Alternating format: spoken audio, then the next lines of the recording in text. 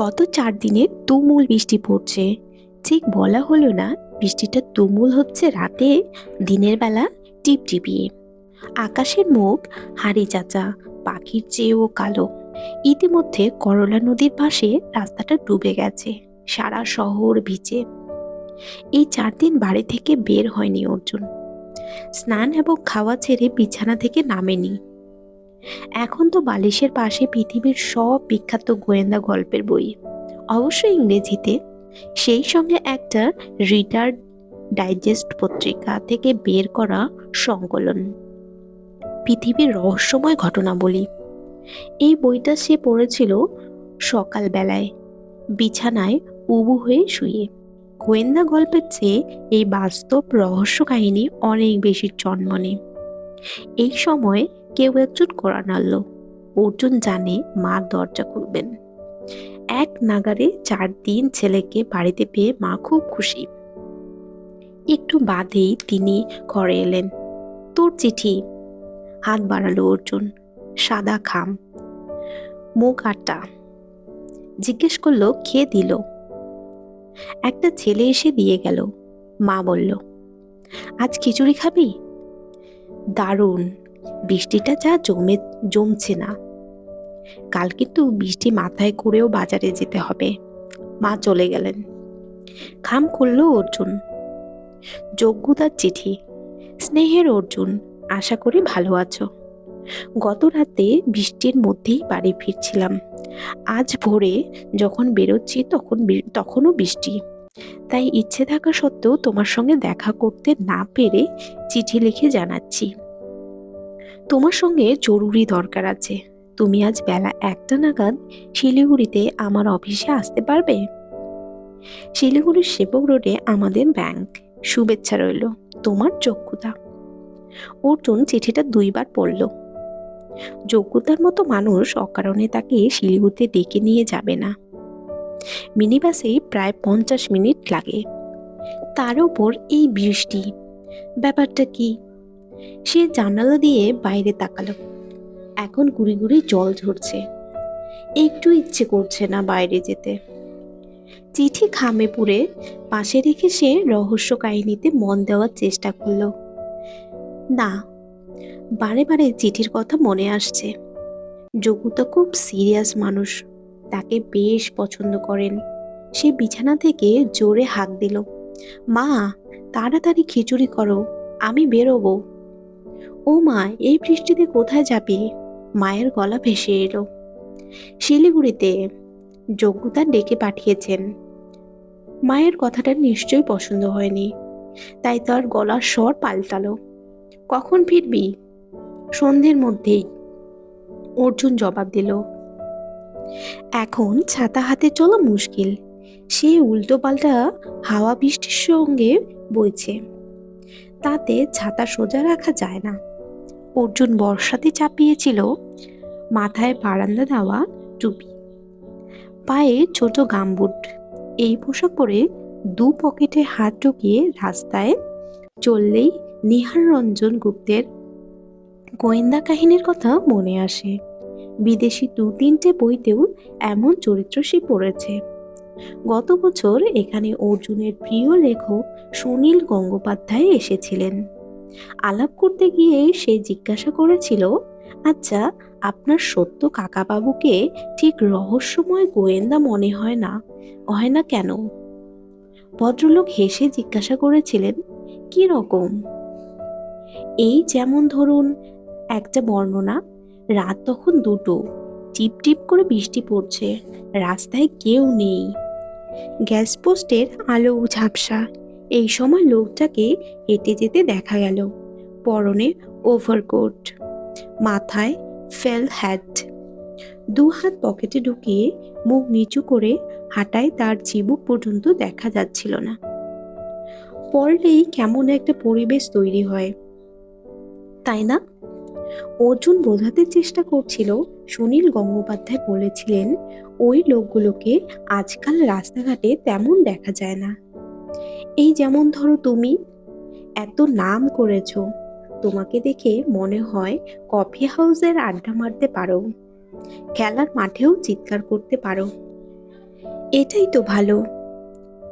রাস্তায় হাঁটতে হাঁটতে অর্জুনের মনে হলো তার প্রিয় লেখক এখন তাকে দেখলে কি করতেন। সে হেসে ফেলল। কদমতলা পৌঁছে সে আবিষ্কার করলো বাস নেই, রিক্সাও বের হয়নি শহরে। পথে ঘাটে মানুষ দেখাই যাচ্ছে না। রূপমায়া সিনেমার পাশে একটা মিষ্টির দোকানের শেড এর তলায় দাঁড়াতেই শুনল ভিতরে বসা কয়েকজন বলছে ডুয়ার্সের নদীর জল বেশ বেড়ে গিয়েছে, এমনকি কার্নিশের ওপরের দিকে জল ঢুকে পড়েছে। এসব শুনে সে বুঝতে পারছিল না কি করবে। এই সময় একটা মিনি বাস এসে স্ট্যান্ডে দাঁড়ালো। কন্ডাক্টর চিৎকার করছে শিলিগুড়ি শিলিগুড়ি। অর্জুন মিনি বাসে উঠে দেখলো দুজন যাত্রী বসে আছেন পুরো গাড়িতে। টুপি আর কোট খুলে সে সিটে বসলো। জলে জলময় হয়ে যাচ্ছে বাসের ভিতরটা। জলপাইগুড়ির মোড় ছাড়িয়ে বাসটা যখন শিলিগুড়ির পথে, তখন অর্ধেক সিট খালি। বৃষ্টির জন্য খুব দ্রুত যেতে পারছে না গাড়িটা। যাওয়ার পথে যে কয়েকটা ছোট নদী পড়ল সেগুলো টুইটম্বুর।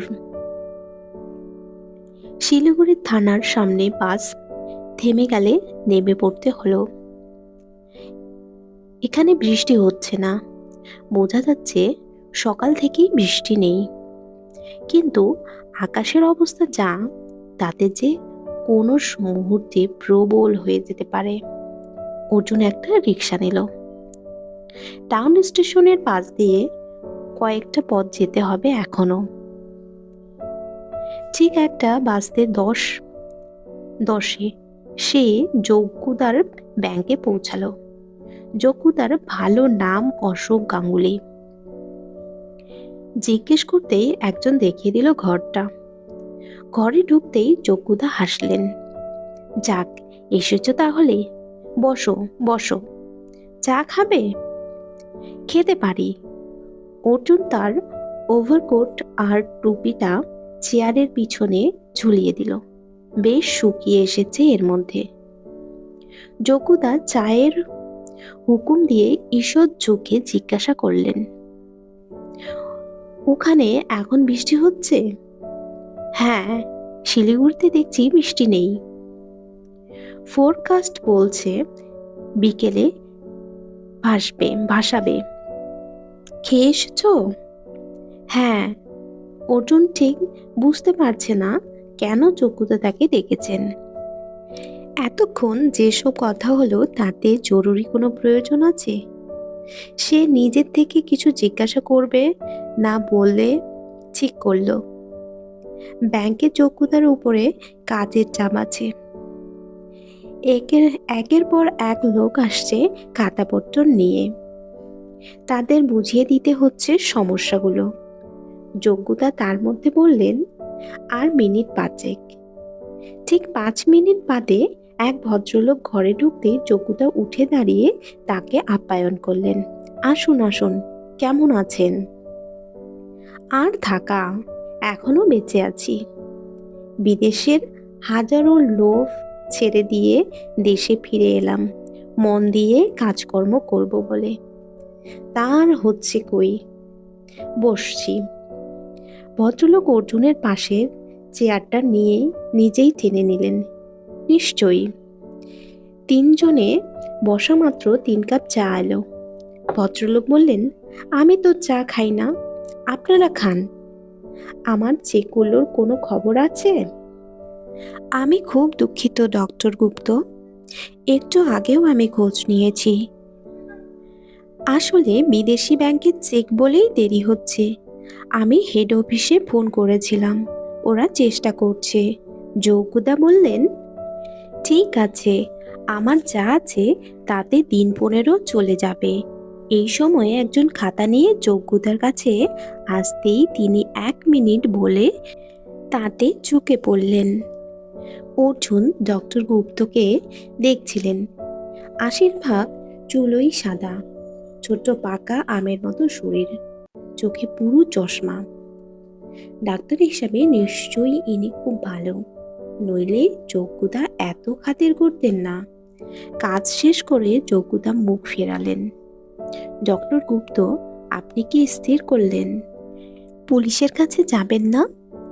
কোনো লাভ হবে না মিস্টার গাঙ্গুলি। পুলিশকে বললে তারা আমার বাড়ির সামনে পাহারায় বসতে পারে, কিন্তু কদিন? তাছাড়া হাজারটা কৈফিয়ত, এসব আমার ভালো লাগে না। খবরের কাগজ জানতে পারবেই।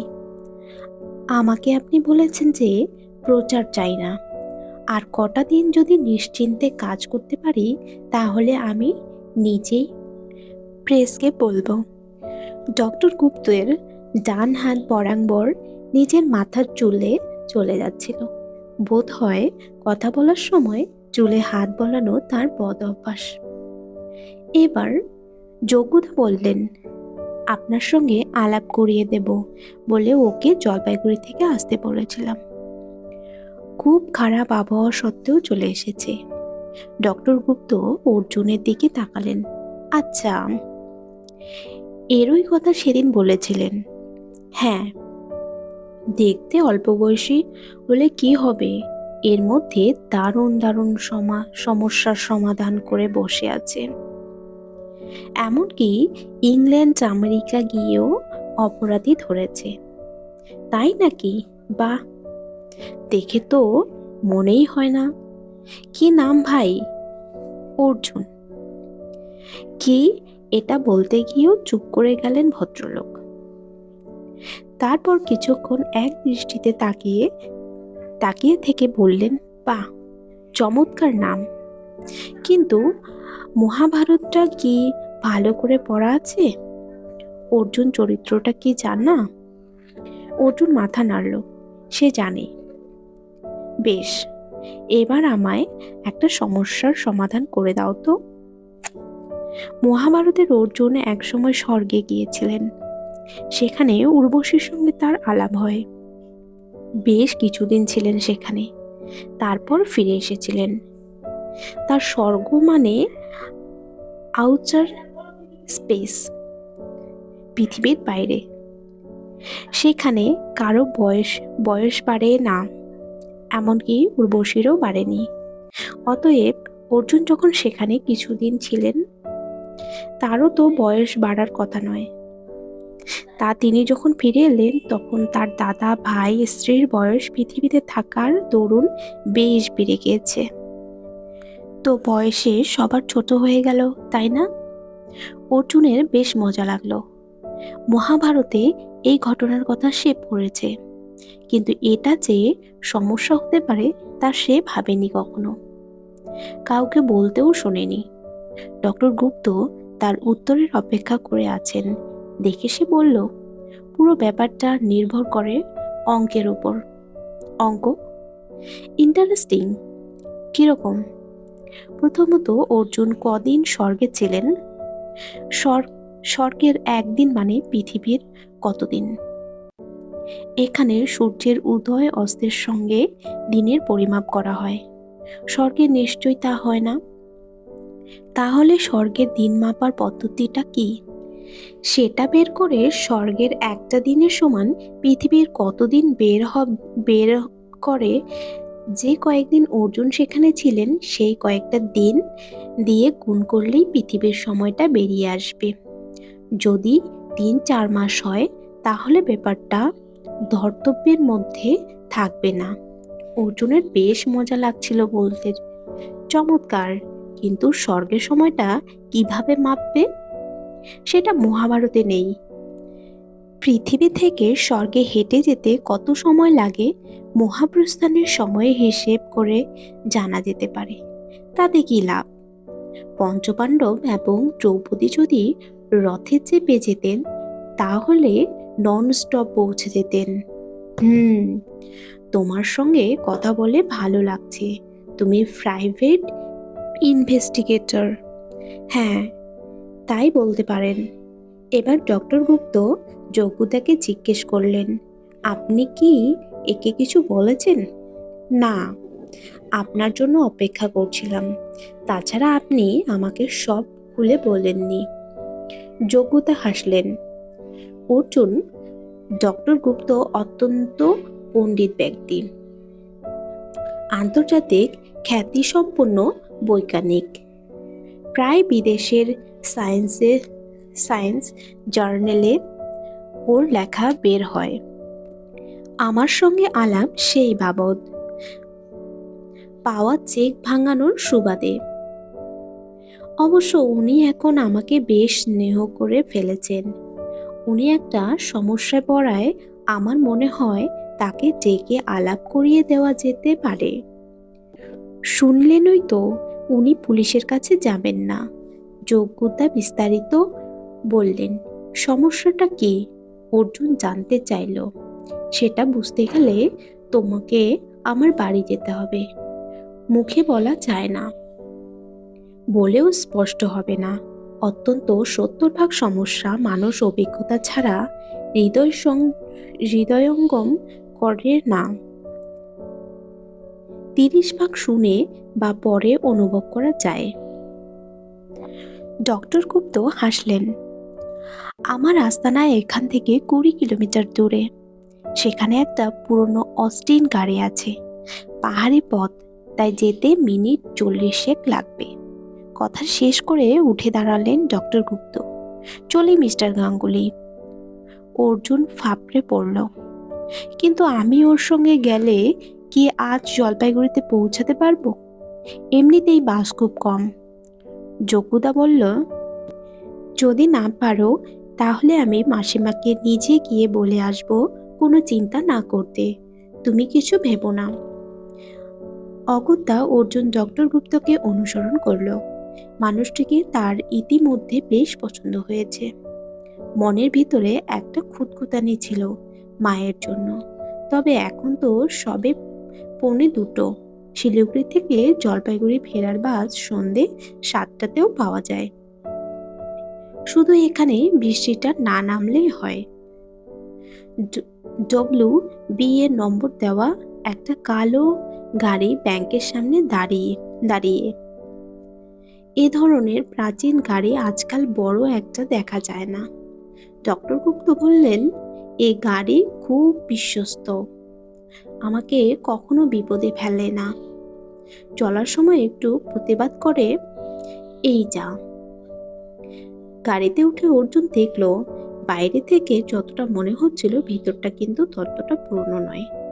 অথচ এই গাড়ির বয়স অত্যন্ত 35 হয়ে গিয়েছে। ডক্টর গুপ্ত ইঞ্জিন চালু করে চলতে আরম্ভ করতেই রাস্তার লোকজন তাকাতে আরম্ভ করলো। এত নামী একজন বৈজ্ঞানিক এমন গাড়ি ব্যবহার করেন কেন? জিজ্ঞেস করতে গিয়েও অশোভন হবে বলে সে চুপ হয়ে গেল।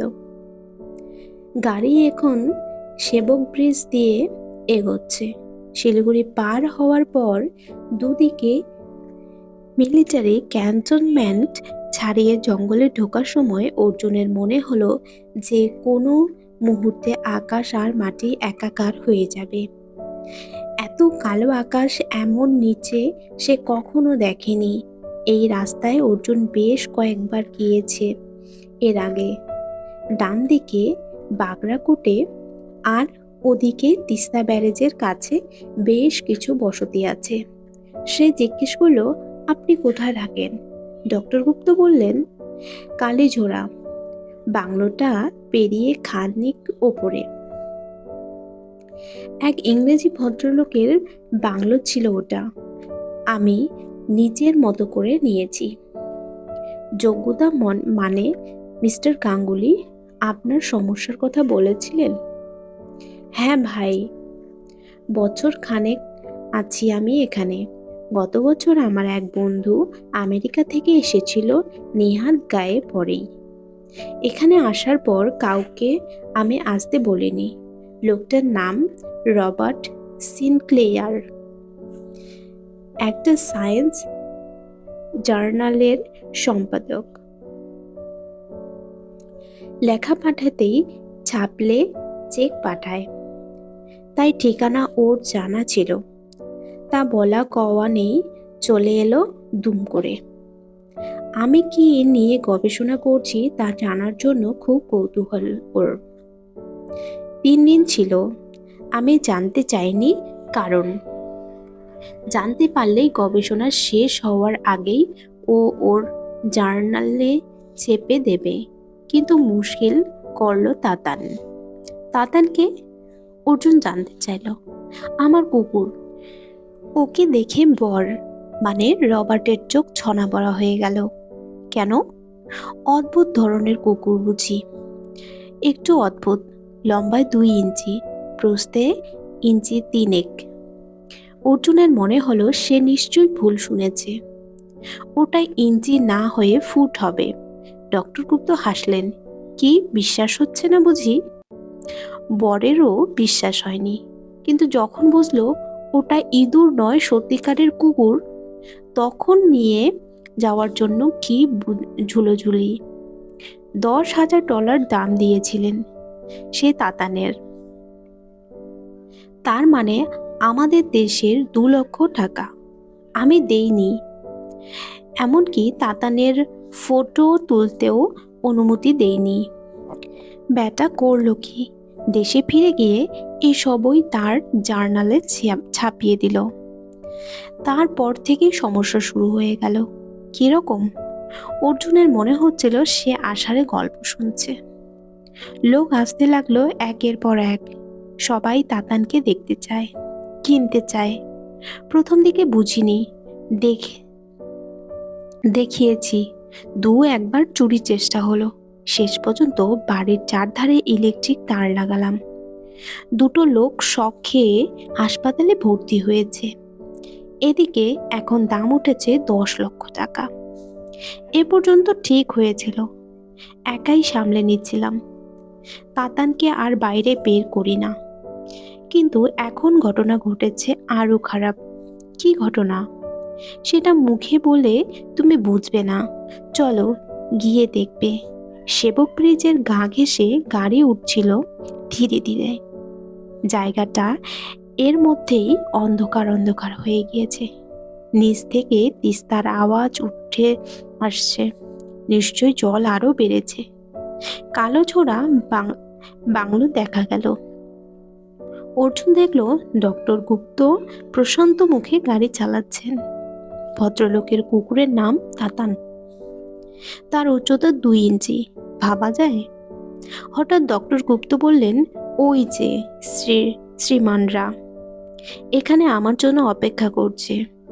মহা মুশকিল। নির্জন পাহাড়ের রাস্তার একধারে একটা মারুতি জিপসি দাঁড়িয়ে।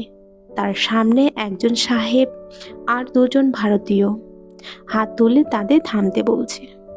ডক্টর গুপ্ত বা তার হাত বাড়িয়ে ড্রয়ার থেকে একটা লাইসেন্স লাগানো রিভলভার বের করে ডান হাতে নিয়ে মারুতি গাড়ির টায়ার লক্ষ্য করে ট্রিগার টিপলেন চলন্ত অবস্থায়। লোকগুলো হকচকিয়ে গেল। তার মধ্যেই তিনি পেরিয়ে এলেন জায়গাটা। রিভলভার রেখে দিয়ে বললেন, এছাড়া কোনো উপায় ছিল না। থামলে ওরা ঝামেলা করত, না থামলে ওভারটেক করে এসে গাড়ি আটকাতো। ওরা চাকা বদলাতে বদলাতে আমি বাংলোয় ঢুকে যেতে পারবো। এরা কি চাইছে? আমাকে ব্যবহার করতে। ডক্টর গুপ্ত চুপ করে গেলেন। শেষ পর্যন্ত পিচের রাস্তা ছেড়ে গাড়ি বাঁ দিকের কাঁচা পথ ধরল। একটু চড়াই উঠতে গাড়িটা বেদম হয়ে যাচ্ছিল। তবু তাকে তুলে নিয়ে আসতে পারলেন ডক্টর গুপ্ত। লম্বা লম্বা গাছের পর বাংলোটা দেখা গেল। এককালে সাদা রং ছিল, এখনো বোঝা যায়। বাংলোর চারপাশে খালি জমি। তারপর লোহার বিম দিয়ে বেড়া তৈরি করা হয়েছে। 15 ফুট উচ্চতার বেড়া। উপরে অত্যন্ত ফুট 4 তারের সারি চলে গেছে। অর্জুন বুঝলো ওখান দিয়েই বিদ্যুৎ যাচ্ছে। মাঝখানে একটা গেট আছে।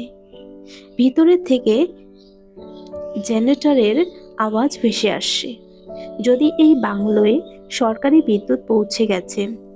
ডক্টর গুপ্ত পকেট থেকে একটা রিমোট কন্ট্রোল বের করে কয়েকটা নম্বর টিপতেই গেট খুলে গেল। অর্জুন বুঝতে পারলেন গেট খোলার জন্য সাংকেতিক নম্বর আছে, যা জানা না থাকলে ওটা খুলবে না। ভিতরে ঢুকে আবার নম্বর টিপতেই গেট বন্ধ করলেন তিনি। গাড়িটাকে সোজা নিয়ে এলেন বাংলোর গাড়ি বারান্দার নিচে। রিভলভারটা পকেটে ফেলে বললেন, এই আমার আস্তানা, দাঁড়াও দরজা খুলি। দরজায় কোনো তালা নেই, কিন্তু রিমোট টিপে ধরতেই সেটা খুলে গেল। ডক্টর গুপ্ত বললেন, পিছনের সিটে সারা সপ্তাহের বাজার আছে, তুমি যদি একটু হাত লাগাও তাহলে তাড়াতাড়ি হয়। বড় বড় প্যাকেটের ভর্তি সবজি, মাংস ইত্যাদি জিনিস।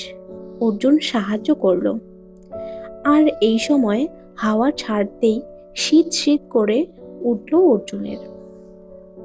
টুপটাপ বৃষ্টির শব্দ শোনা গেল। গাড়ি বন্ধ করে মালপত্র নিয়ে ডক্টর গুপ্ত ভিতরে ঢুকে বললেন, নিচতলাটা বসা আর থাকার ঘর, কিচেন টয়লেটও এখানে। ওপরটা আমার কাজের জন্য, ওখানে আমি ছাড়া কারো যাওয়ার নিষেধ। নিচটাকে নিজের মতো মনে করো। এই গল্পটার এটা ছিল পার্ট 1। এবার আমি পরের ভিডিওতে পার্ট 2টা বলে দেব। আজকের ভিডিও কেমন লাগলো অবশ্যই কমেন্ট করে জানাবেন। ভালো লাগলে লাইক, কমেন্ট আর শেয়ার করতে একদম ভুলবেন না। চ্যানেলটিকে সাবস্ক্রাইব করে রাখবেন। Bye bye.